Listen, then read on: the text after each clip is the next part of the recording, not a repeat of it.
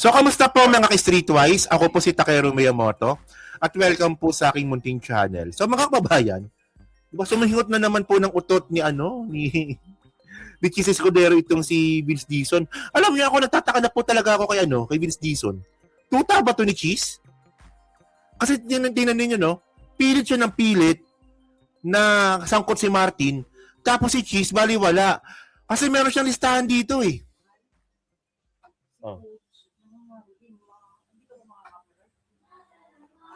Tingnan nyo. Yun yan. So, tingnan nyo ito mga kababayan, no? Ito yung listahan nga po na nilabas ng ng DPWH ni Vince Dizon eh. Wala pa yung pangalan dyan ni Chis Escudero.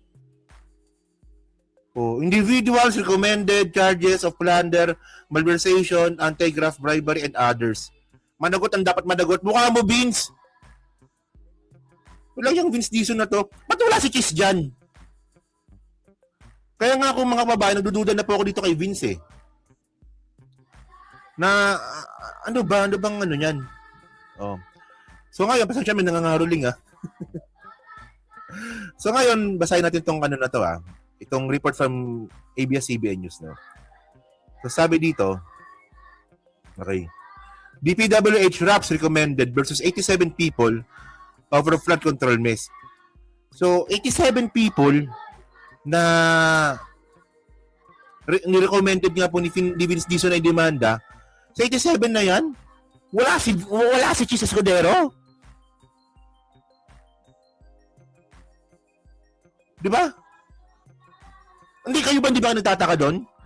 Ang dal po nila ni Vince Dizon about kay Martin Romualdez na ang ebidensya si Gutesa, pero kay Chis Escudero na sobrang dami ng ebidensya, tahimik po siya. Wala sa listahan.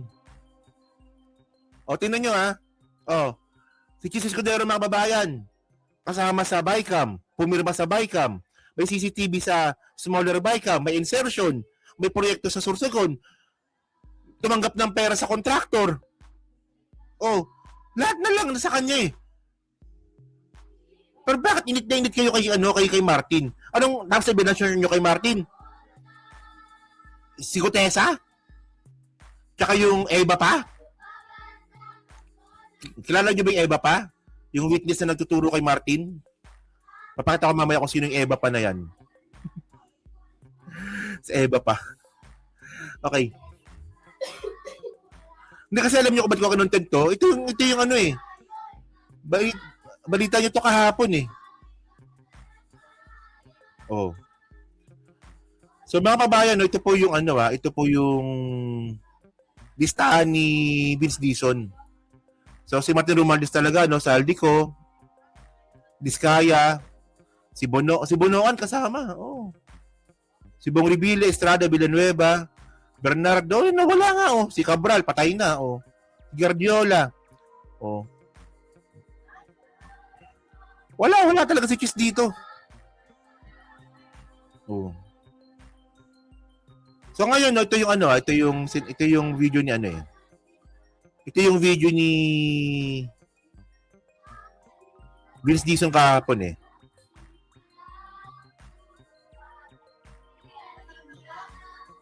Seven na tao na ang nagrekomenda ang ICI at ang DPWH ng kasamang DOJ ng mga charges of plunder, malversation, anti-graft, bribery, and others.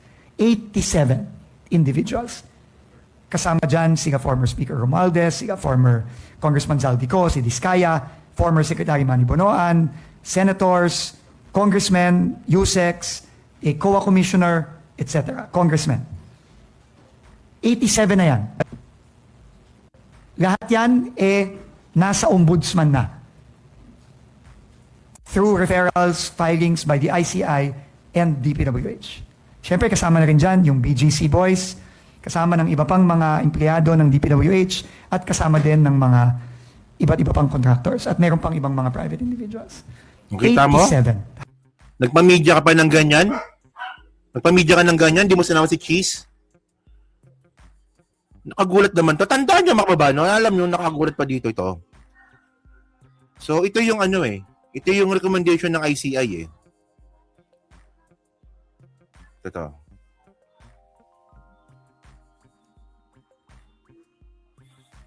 Yan, ito. Tingnan nyo to ha. So, ito ha. So, galing tong ICI, Independent Commission for Infrastructure.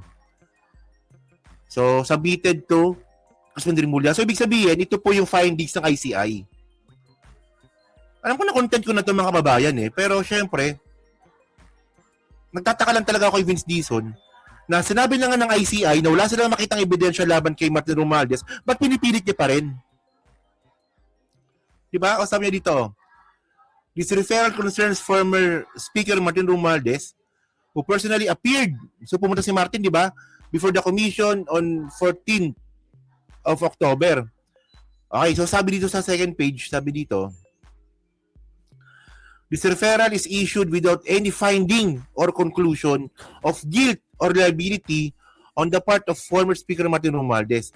It's transmitted solely to ensure that all acts, omission, and surrounding circumstances properly falling within the Ombudsman constitutional and statutory authority. Oh, di ba? Malinaw naman mga babayan eh. Sabi ng Ombudsman, wala po sila, sabi ng ICI pala, sorry.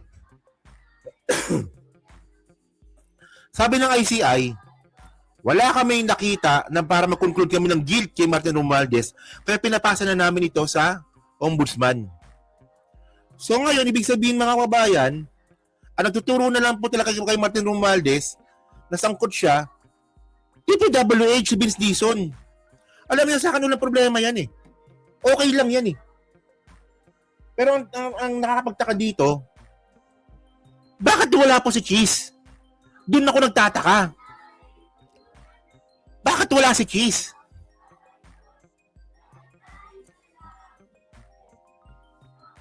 Kaya, ewan mo. Sinabi na nga ng ICI, wala kami makitang guilt, kaya pinapasa na namin ito sa Ombudsman. Tapos na yung usapan doon, umi-epal pa si Vince Dizon. Wala, ang number 1 namin didemanda dito, si dating Speaker Romualdez. Ano kaya? O by the way, mga kababayan, no? Para makompleto po itong topic natin, ito yung ebidensya ni ano. Actually, na-content ko na to eh, no? Pero ito po yung ebidensya po ni Vince Dizon. O, nagpakita ng ebidensya si Vince Dizon nung nakarang araw. O, so ito yung ebidensya ni Vince Dizon na si Martin Romualdez nga po isang court po sa flood control scandal. Tingnan nyo to. Former Speaker Martin Romualdez, we recommended charges of plunder. Tandaan nyo ha. Ang nag-recommend pa lang po ng kakasuhan si Martin Romualdez, ano pa lang, DPWH, ICI hindi. Oh. So ngayon syempre may dahilan yan. Ngayon, ang gusto natin malaman, ano ang dahilan, ano ang rason kung bakit gusto i-demanda ni DPWH si Martin Romualdez. Ano yung ebidensya? Oh, tingnan nyo to ha. Tingnan nyo. Ito na, pinakita nyo na dito. Number 1, former Speaker Martin Romualdez, we recommended charges of plunder, anti-graft, and bribery. Ito po ay nung November 21, no? Naalala ko po yung date kasi ano po yun, no? Talaga pong ang dami nating nakuwang mga tanong dahil doon, no? You mentioned former House Speaker Martin Romualdez recommending charges of plunder. When this was announced by the President, many were skeptical. Some felt, is he just giving that name just to please people, to appease people? What was the basis of the DPWH to include Martin Romualdez? So tinatanong ni Karen Davila, ano ba yung basihan ng DPWH para i-demanda si Martin? Anong basihan? Hindi naman kasi pwedeng walang basihan yan, hindi mo kakantangan yan. Di ba? Oh, tingnan niyo to. In the filing of charges. Anong meron? Dalawa lang po ang pinadala naming dokumento. May dalawa. So ano yung dalawa? Oh, baka nga naman itong ebidensya nila, di ba? Bakit hindi itong dalawa nga? klaseng dokumento ang pinadala namin dun sa aming refer sa Ombudsman regarding former Speaker Romualdez and again Congressman Zaldico. Number one, yung mga sworn testimonies po ng ilang mga witnesses sa Senate Blue Ribbon Committee. Kasama na po dyan si Sergeant Gutesa at O yan ha. O, witness daw po ng ilang. So pag sabi mong ilang, lagpas isa yon, ilang eh. Mga witness din po ng mga ilang, no, sa Senate. So ang una niya binanggit si Gutesa. refer sa Ombudsman regarding former Speaker Romualdez and again Congressman Zaldico. Number one, yung mga sworn testimonies po ng ilang mga witnesses sa Senate Blue Ribbon Committee. Kasama na po dyan si Sergeant Gutesa. O sige, o yan, tinan ninyo ha. Tinan ninyo ha. Kaya sabi ko mga kababayan eh. No? Kahit na gustong sabihin ng puso ko na sangkot si Martin Romualdez. At pag sinasabi ng utak ko na tanga-tanga ka pag ginawa mo yon dahil sa ebidensya po na ganito. Kayo ba, papayag ba kayo? Tatanggapin nyo ba ebidensya ninyo si Gutesa? Para namang, ang ingot-ingot naman natin yan. Kasi ako mga kababayan, gusto ko talaga, no? Gusto kong sangkot si Martin. Gusto ko. Kasi big fish yan. Isipin mo ha, pinsan ng presidente. Di ba? House Speaker dati. Tapos sangkot sa flood control. Maganda to, 'di ba? Talagang walang pinipili ang presidente. Good job kay president. Yun nga lang, pag sinasabi ng ebidensya, puta Gutesa. 'Di ba? Gutesa. Kasi sinasabi ng puso ko, sangkot si Martin, sinasabi naman ng utak ko, "Uy, mukhang ang tanga-tanga diyan. Tignan mo ang ebidensya si Gutesa." Oh, tapos meron pa. Si Gutesa daw tsaka si ano, Dalawa po yung witness po ni Vince Gison. Si Gutesa tsaka sino? Oh. One, yung mga sworn testimonies po ng ilang mga witnesses sa Senate Blue Ribbon Committee. Kasama na po dyan si Sergeant Gutesa at iba pang mga Ayun, oh. Nakuha nyo? Nakuha nyo kung sino? Oh. Blue Ribbon Committee. Kasama na po dyan si Sergeant Gutesa at iba pang mga Yun, no. So si Eva pa. Si Sergeant Gutesa at Eva pa. So dalawa. Si Eva pa.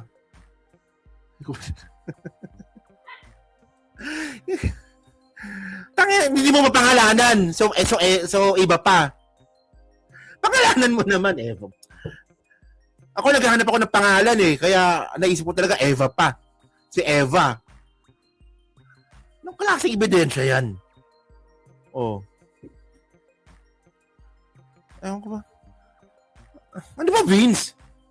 Alam mo, no, nung na-transfer na po ng ICI, sa ombudsman po yung kaso ni Martin Romualdez, dapat finish na. Tapos na. Ano pang rason mo, ba't pinapangalanan mo pa? So parang iniiba mo yung narrative. Kasi tandaan nyo ha, ang narrative mga kababayan, wala nga makitang ebidensya kay Martin ang ICI, kaya ni-refer sa ombudsman. Ngayon, bilang lalabas ngayon itong si Vince, kinasuhan namin yan, number 1 na sa listahan namin yan eh. So parang na-bypass yung ICI. Oo nga, yung tigilan, no? Ay, tigilan, dapat dun pa lang, tapos na eh. Puta kay Cheese, tapos na kayo? Dito kay Martin, hindi pa? Kay Cheese, ang laki-laki ng ebidensya, hindi nyo mabanggit-banggit yung pangalan. Tapos si Martin, puta araw-araw nyo binabanggit. Oh. Tapos witness si Gutesa na nawawala ngayon. Hindi man lang natin na cross-examine yung statement tsaka yung Eva pa. Parang namang. Oh, meron pang isa, tinan nyo to, oh. witnesses na nagsasabi na meron pong pag-uusap si Congress o collusion si Congressman Zaldico at si former Speaker Martin Romualdez. Kung maaalala nyo po, si Sergeant Gutesa nagsabi po, meron po mismong nag-deliver sa mga bahay no ni former Speaker Martin Romualdez. Yun po ang So, naniwala ka naman. Sabi ni Gutesa may nag-deliver ng pera. Oh, sa bahay ni Martin Romualdez, naniwala ka naman. Without supporting evidence na sinasabi ni Gutesa, para namang unang set ng dokumento. Ang ikalawang set po ng dokumento ay galing sa DPWH. Ito po yung sangkatutak na kontrata na nakuha ni former Congressman Zaldico itong mga nakaraang ilang taon kasama po nung termino ni former Speaker Martin Romualdez na siya ay Speaker at naging Committee on Appropriations Chairman si former Congressman Zaldico. Sa aming pong palagay, sa palagay ng aming mga abogado, pag pinagsama po itong dalawang klaseng ebidensyang to, meron po tayong mahahanap na basihan para sabihin na meron pong skema na ginawa si former Speaker Martin Romualdez at si former Congressman Zaldico para po makuha ng mga kumpanya ni former Congressman Zaldico ang napakaraming kontrata. 100 billion mahigit, Karen. In the last 10 years, marami po doon din nung termino ni former. Ayan ha. So ngayon yung mga babayan, no, yung isa po sa mga dokumento daw po ni Vince Dizon, nakakuha daw po ng daan-daan na kontrata si Zaldico, no, ng flood control nung panahon daw po na si Martin Romualdez yung House Speaker. So, paano nyo na-connecta yun? So, ano bang pinapalabas ninyo dito? Na nagsabuatan yung dalawa. Ebidensya ulit. Diba? Ebidensya ulit. Napunta ba sa story? Napunta sa story, MMDA po. Oo, late na po siguro dumating itong si Pinky. Sa MMDA po siya na-appoint. Diba? Ay, ang gusto palabasin dito ni Vince Dizon eh. Pero marami kasi nakuha ng kontrata si Zaldico nung panahon na si Martin Romualdez yung House Speaker. So, ang pinapalabas mo dito, magkasabot sila doon. So, ebidensya na magkasabot sila. Kasi wag niyong iwawala yung ibang senaryo na posibleng mangyari hangga't walang ebidensya. So, paano kung si Zaldico lang gumawa niyan mag-isa? Paano kung ang kasabot pala ni Zaldico si Cheese, hindi si Martin? Ebidensya muna. Walang yan naman to si Vince. Tama yung ibang ginagawa mo. Ako, bilib ako dun ha. Sa ginagawa mo sa iba. Sa mga pagsita-sita mo sa mga manumalang flood control scandal. Pero dito ka pumapalpak eh. Kaya nakukulayan ka ngayon eh.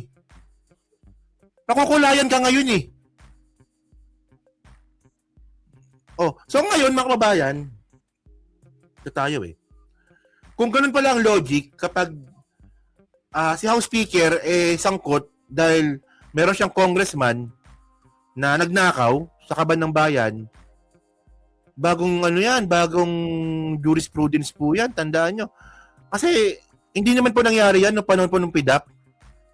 Bakit nung panahon ng PIDAP, nung nakasuhan nga po si Jinggoy tsaka si Bong Revilla, isama mo pa si Enrile, di ba? Bakit hindi nyo naman kinasuhan si Drilon, na Senate President nun? Di ba? Parang labo naman, di ba? Kung ganoon din naman pala yung logic na kailangang i-demanda yung House Speaker nun, pati hindi nyo i-demanda si Cayetano? Kailan ba nagsimula yung insertion? Kailan nagsimula yung smaller bycam? Panahon ni Cayetano yan, Di ba?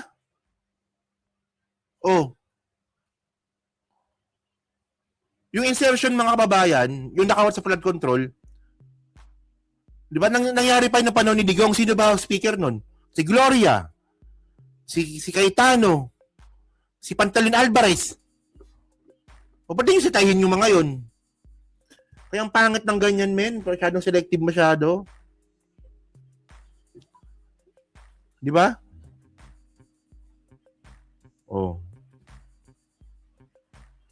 Wait lang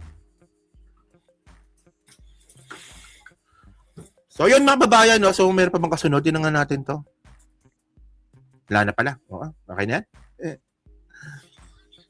So, yun mga babayan. So, kayo po, and then, by the way pala, ito.